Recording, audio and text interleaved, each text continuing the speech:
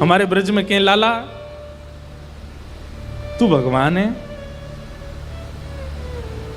ठाकुर जी बोले काय को मधुमंगल तू ये काय को पूछ रहा हो? बोले ना ना, हमने ऐसी सुनी है कि जब गर्गाचार्य जी आए ना तो वो कह के गए कि यशोदा मैया तुम्हारो लाला नारायण समान गुण ही है, और तेरी हरकतन ते हुए ऐसा लगे कि तू कहीं भगवान तो ना है। तो ठाकुर जी धीमे से बोल जाते हैं, बोले मधुमंगल एक बात बताऊं? बोले कहा, मैं जय जय ही हूं, मैं भगवान ही हूं। तू सांची भगवान है? बोले हाँ। लाला मैं सबन ने बता दूं कि तू भगवान है? ठाकुर जी बोले हाँ बताया। मधुमंगल गयो, सबरे सखान में हल्ला मचाया। बोले तुम्हें एक बात बताऊं? बोले कहा, हमारो जो लाला है ना, बोले हाँ जो भगवान है। ये बात सुन के आधे तो हंसने लगे और आधे छड़ी लेकर के बोले दिखाइयो ने कहां तेरो भगवान। ठाकुर जी निकल के आए कुंज से, आज बड़ी अदा से निकल के आए। ए मधुमंगल सीताराम प्रणाम करो, हम भगवान हैं। नहीं मानते, नहीं स्वीकार करते। एक दिन ऐसी लीला भागवत में आती है कि एक बार जागरण हुआ, ब्रज में जागरण कराया नंद बाबा ने। रात भर जागरण का मतलब केवल माता की चौकी नहीं होता, जागरण का मतलब केवल वो नहीं होता। जागरण का मतलब है पूरी रात जग करके अपने इष्ट का स्मरण करना, वो जागरण है।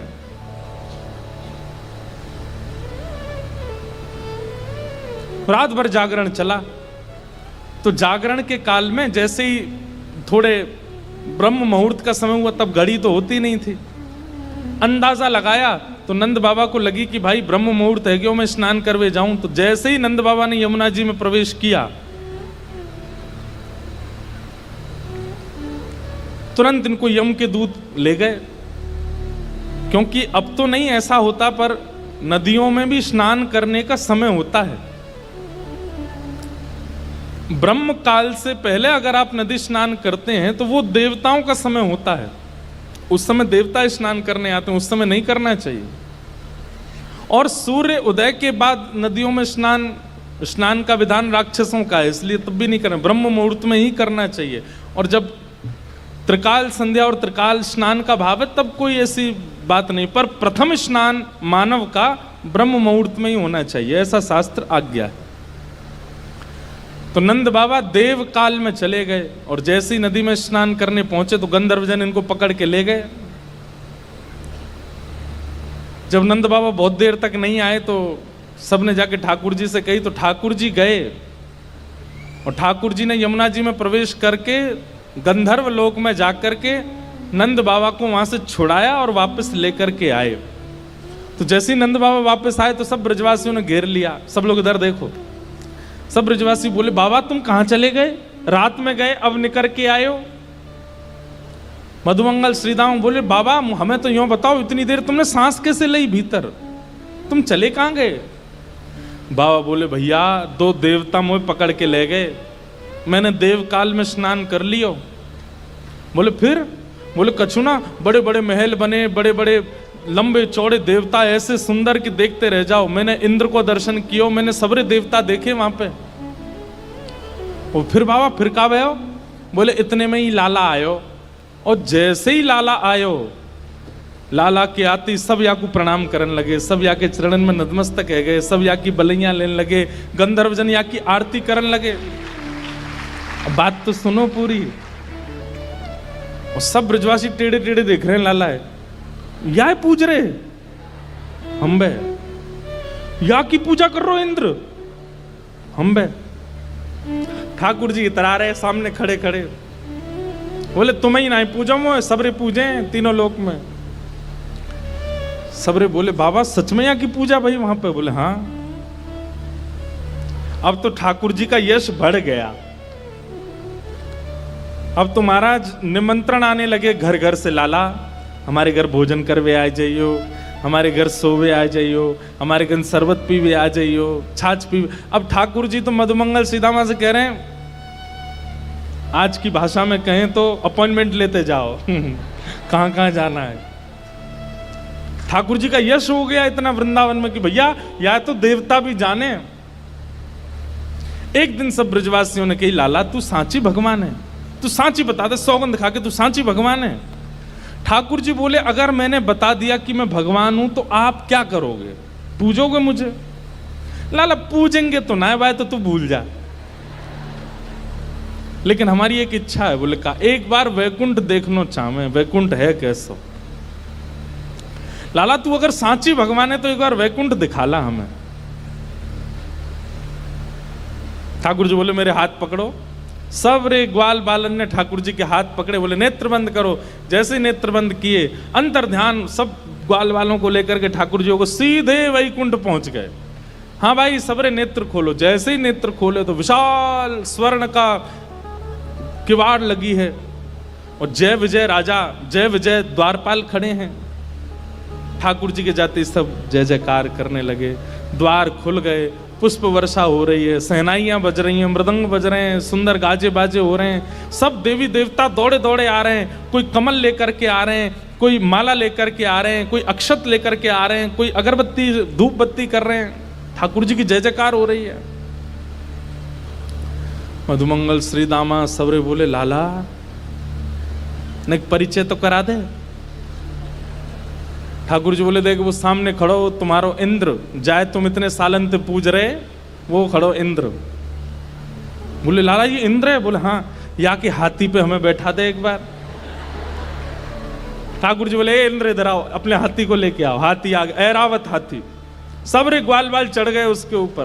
ठाकुर जी लेकर के पूरे वैकुंठ में घुमा लाए, नीचे उतर आए। बोले लाला बहुत जोर को हाथी है, या ले चल वृंदावन, अपने पास ही धरेंगे, वहीं घूमे करेंगे। यहाँ पे ऐरावत हाथी की बहुत सारी सूंड हैं और अद्भुत उसका स्वरूप है, श्वेत रंग का वो है। ब्रजवासी बोले, लाला हमने सुनी है ब्रह्मा के 4 मुंह हैं, एक बार दिखा दे। ठाकुर जी ने ब्रह्मा जी को बुलाया, ब्रह्मा जी आ गए। ब्रह्मा जी जैसे ही आए तो मधुमंगल श्रीदामा जाके स्पर्श करके उनके मुख देख रहे हैं, सच्ची के हैं कि नकली हैं। लाला ये तो सांची है। सब जगह ठाकुर जी ने घुमाया, जिस देवी देवता से मिलना चाहते थे सबको प्रकट कर दिया। सुंदर प्रसाद पाया, सुंदर सब जगह घूमे ठाकुर जी को लेके, नदियों में, तालाबों में, पशु पक्षी सब देखा। वैकुंठ का एक एक कोना ठाकुर जी के साथ देखा। सब जगह घूम करके ब्रजवासी थक गए। थक करके बोले, लाला अब चल वृंदावन चल, अब ले चल हमें। ठाकुर जी बोले, भैया सुनो, तुम सबके लिए कक्ष खुलवा दिए हैं और वैकुंठ का नियम है, मैं बताना भूल गया था कि यहाँ एक बार आने के बाद फिर यहाँ से जाता नहीं है कोई भी।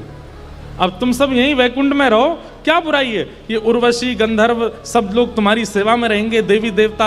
अरे तू जब कहेगा इंद्र आ जाएगा, ब्रह्मा आ जाएगा, सब तुम्हारी सेवा में रहेंगे, यहीं बैठे रहो। अब ये सुनते ही ब्रजवासी तो रोने लगे, ठाकुर जी के चरणन में गिर गए। बोले, लाला तू हमारे प्राण मांग ले, तू जो कहेगो हम तो दे देंगे।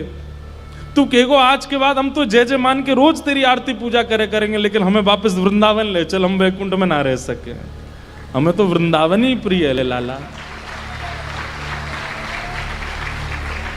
ठाकुर जी के नेत्र सजल हो गए। सब देवी देवताओं को दिखाते हुए ठाकुर जी बोले, तुम लोगों को आश्चर्य होता है कि भगवान इन ब्रजवासियों से इतना प्रेम क्यों करते हैं। देखो, दीयमान न ग्रहणंती, ये भक्ति की वो स्थिति है कि मैं वैकुंठ देने को बैठा हूं, लेकिन इनको नहीं चाहिए। क्यों? वृंदावन प्रिय है, यमुना जी प्रिय हैं, गोवर्धन प्रिय है। अरे ठाकुर जी ज्यादा दूर नहीं, मथुरा गए थे, 6 किलोमीटर है वृंदावन से, एक भी ब्रजवासी नहीं गया। जबकि प्राण बसते हैं श्री कृष्ण में, अपने प्राण श्री कृष्ण को जाने देंगे, लेकिन स्वयं वृंदावन छोड़ करके नहीं जा सकते। इतना प्रेम वृंदावन से ब्रजवासी करते हैं। तभी तो गोपियां गोपी गीत में सबसे पहला शब्द ही यही कहती हैं, जयति तेधिकं जन्मना ब्रजः श्रयतं विहार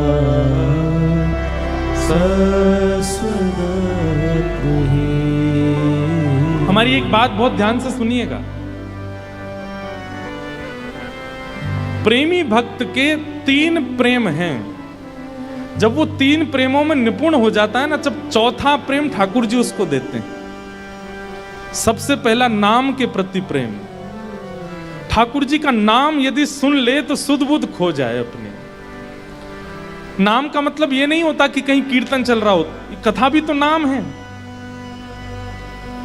उल्लासनगर के वसंत दरबार में कथा हो रही है और आप घर पर बैठ कर के आनंद कर रहे हो, ये प्रेमी भक्त के साथ हो ही नहीं सकता, वो विचलित हो जाएगा।